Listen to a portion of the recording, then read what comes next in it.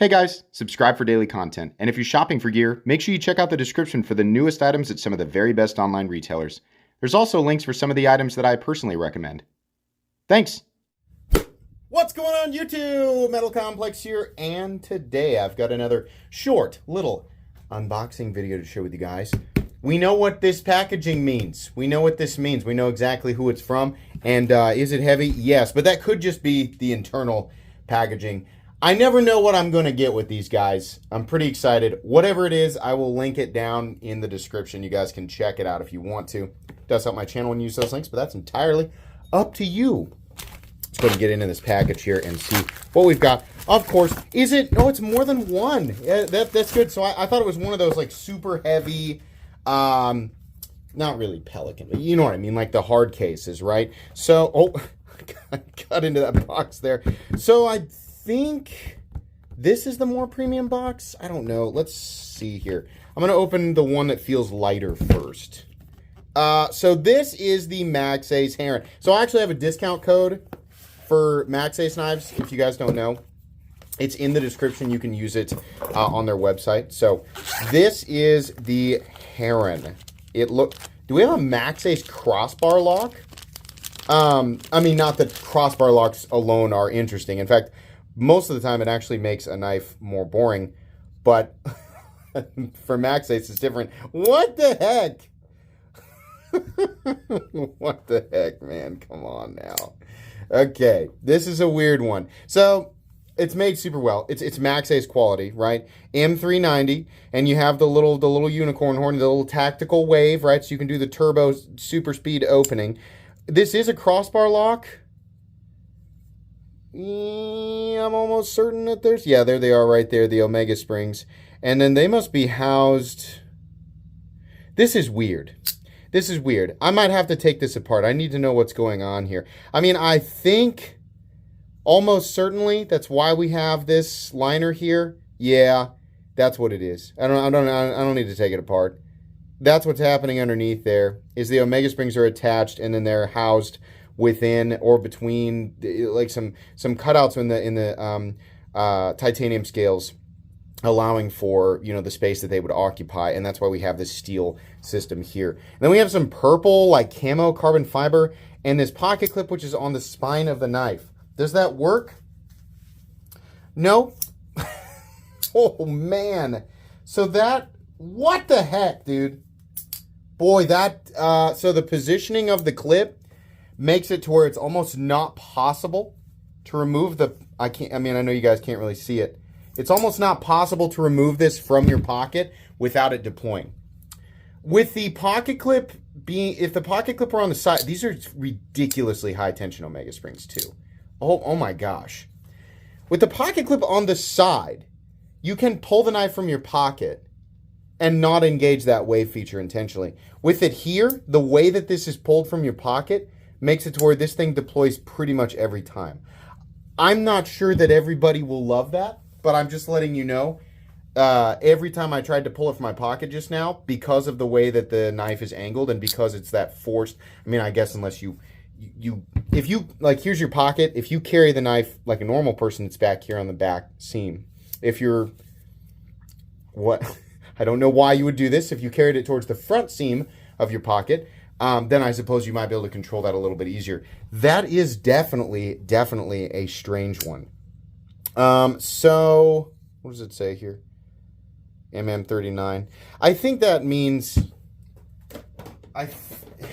Is that the blade stock thickness in millimeters? Hold on. Inches... Okay, let's find out.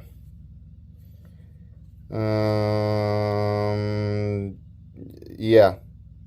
Is it? No. That's not right. That's not right. I think that's it. Okay. What is the significance of this? I don't know. Maybe it's obvious. You guys can tell me and you can laugh at me because I don't understand it down in the comments. Maybe that's what that means. They just don't have the decimal in there. I have no idea. But what I am curious about is what is in this second box, because this was a premium knife. Definitely. Oh, we have to actually cut it open. Alrighty, there we go. And let's see here. I'm going to guess this is probably in the mid 200s. That's what it should be. I wouldn't want to see it much higher than that. So this one, we forgot to check and see what the name of it was. Oh, the Blacklight 2. So the Blacklight was a huge knife. Okay, so they've scaled it down. That's what we've got here. That makes sense. So I have the original Blacklight. This is still very chunky, but much more reasonable. If you saw the Blacklight, what the heck is this? Oh, we have 3 positions. Why do we have 3 positions? So this is a safety. It's a frame lock safety. Listen, as far as these go, that's probably the best way to do that. That actually works really well. I wonder what it is that's holding it together. A lot of deliberate force. I'm not sure what the reason is for the 3 positions. Perhaps the idea is if you were to accidentally apply enough force to get it to move back into the second position, it's still engaged. So maybe that gives you like kind of a physical indicator, like, oh, watch the safety, right? Kind of neat. I kind of think that's cool. Not that a frame lock is anything special, or that a safety on a frame lock is anything I've never seen before, but I haven't seen it quite like that. I think that's kind of interesting. This feels, yeah, what's going on here? Is this on phosphor bronze? Huh. I don't know. I mean, that kind of doesn't feel like... what is this chip here? Is this a separate piece? We gotta find out what the heck that is. That's very odd. It doesn't feel like bearings. It feels like phosphor bronze. We gotta get in there and find out what the heck we're looking at there. Is it a T8? Let's see. Yeah. Okay. I don't know why this would be a separate piece, but I am so curious to see what's happening here. So, remove that pivot. What are you? Why are you like this? It definitely is, but, oh, you probably actually have to slip out the entire pivot in order for that to move. So, okay. Let me get that little tool. There you are. And let's see if we can just pop that out here real quick. Okay, so this is back. Now, does this come off now? Yeah, it does. Why? Why are you like this? Why are you so strange? Okay. Okay. And what do we have in here? Let's pull the blade out real quick. Oh, is this... What's holding you in still? There shouldn't be any... Oh, no, there it goes. There it goes. Oh, ho, ho, ho, ho. It is. Looky there.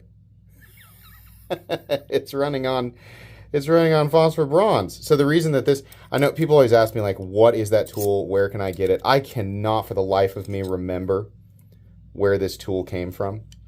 But it is ridiculously handy. There we go. Just had to keep rotating it. But anyways... Oh, can we get this back on here now? Does that actually want to go still? Oh, yeah, it does. Okay, good deal. I do not understand why that little piece is there. But then again, it's Maxace. They don't really, they don't... There's not always a lot of reasoning for why they put things where they do. They always have a lot of seemingly unnecessary hardware. Yeah, that feels fine. Honestly, pretty smooth for phosphor bronze as well. Like, it just needs a little bit of encouragement. But yeah, we just need to tighten it up just a little bit more. Really random. There we go. And how are we feeling now? Pretty smooth. No blade play. Okay. So that is very odd, but it's cool. And you could make an argument that this makes this knife like legitimately more capable. I don't know how strong the safety is, right? I mean, once we get into this territory where we're doubling up on like the lock or the safety, like preventing the lock. The problem is that for a lot of people, this means that the knife can now be abused. right? Or it suggests that the knife should be used in a way that is not typical for a folding knife. You get a lot of different opinions in this territory, right? Same thing with like locking pins and stuff like that. I've always said that I think that there are systems that make, like in this case, like does this make this frame lock more dependable than a standard frame lock? Probably slightly. Like, does it mean baton mode engaged? No, I don't think so. I think that even the strongest knives, the strongest locking systems on folding knives are simply not able to withstand like daily. Like if you're gonna, it's like, this is my dedicated batoning tool. It's probably not gonna last very long, right? And even if it does, like you're gonna have tolerance issues, you're gonna have warping on some of the weaker parts, things like that, right? People saying, well, the triad lock. All right, you know, yeah, like that might be able to stand up for a decent amount of time, but you're still gonna have issues with other parts of the knife. Some of the weaker materials are going to warp or flex, and the tolerances are going to come out of whack, and you're going to have other issues.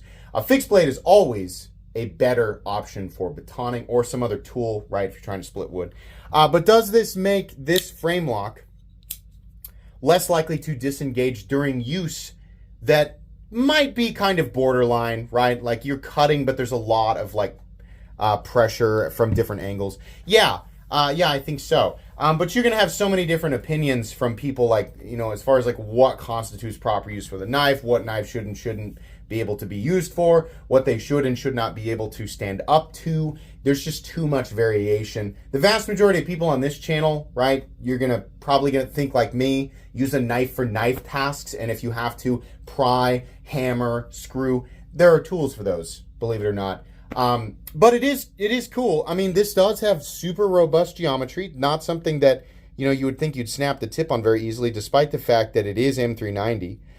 Everything's very robust, and then you have the double safety there. I don't think whatever material is holding that frame lock over is, you know, probably super duper thick or robust. I think it's just an assist for keeping that frame lock engaged in, you know, maybe some questionable circumstances. But it is neat. It's very it's very Maxace. Like, these two knives are very clearly, like, if they didn't have branding on them, I would say this is 100% a Maxace knife.